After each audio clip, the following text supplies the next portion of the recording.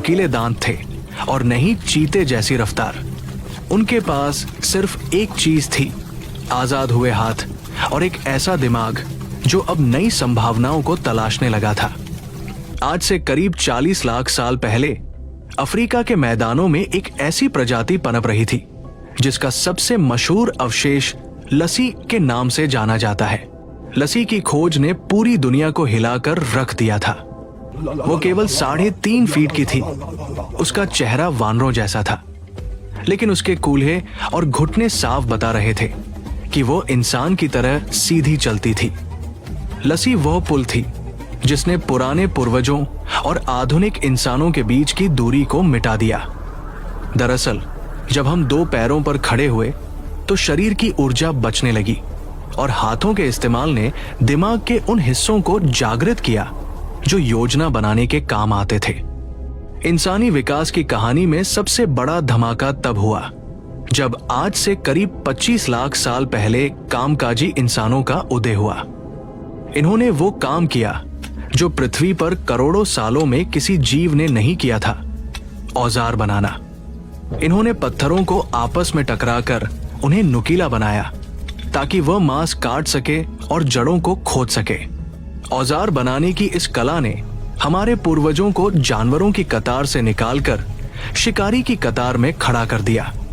जैसे जैसे ये पूर्वज मांस खाने लगे, उनके शरीर को मिलने वाली ऊर्जा बढ़ गई। मांस के पोषण ने दिमाग के आकार को तेजी से फैलाना शुरू किया। इसके बाद आए वो साहसी यात्री जिन्होंने अफ्रीका की सीमाओं को पार किया और दूर दराज के इलाकों तक फैल गए। इन्होंने ही सबसे क्रांतिकारी खोज की, आग पर काबू पाना। आग ने न केवल उन्हें ठंड और शिकारियों से बचाया, बल्कि खाना पकाकर खाने की सुविधा भी दी। पका हुआ खाना पचाना आसान था, जिससे जबड़े छोटे होने लगे और मस्तिष्क के विकास के लिए सिर के भीतर ज्यादा जगह बनने लगी। लेकिन यहाँ एक पहेली अभी भी बाकी है। ये पूर्वज हजारों सालों तक धरती पर रहे, लेकिन वे हमारी तरह कलाकृतियां नहीं बना सकते थे, सभ्यताएं नहीं बसा सकते थे।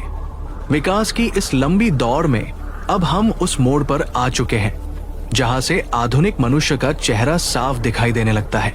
आज से करीब 3 लाख साल पहले अफ्रीका की बदलती जलवायु के बीच एक नई प्रजाति का उदय हुआ, जिसे हम आज के इंसान के रूप में पहचानते हैं।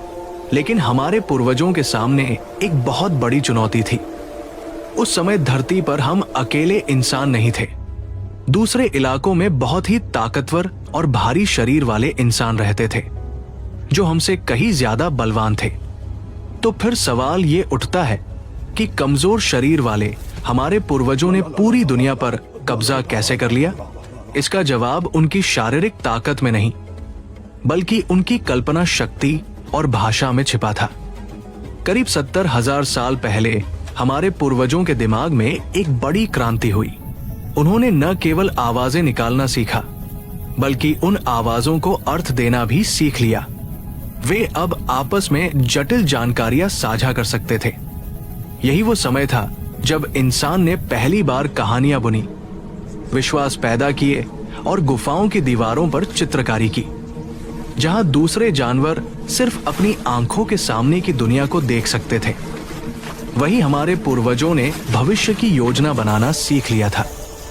इसी आपसी तालमेल की वजह से वे हजारों की संख्या में एकजुट होकर रहने लगे। आज से करीब 12,000 साल पहले जब आखिरी बर्फानी दौर खत्म हुआ, तो इंसान ने एक और बड़ा कदम उठाया। उन्होंने शिकार छोड़कर जमीन को जोतना और बीज बोना सीखा। खेती ने इंसान को एक जगह रुकने पर मजबूर कर दिया। अब उन्हें रोज खाने की तलाश में भटकना नहीं पड़ता था। बस्तियां बनी, बस्तियों से गांव बने।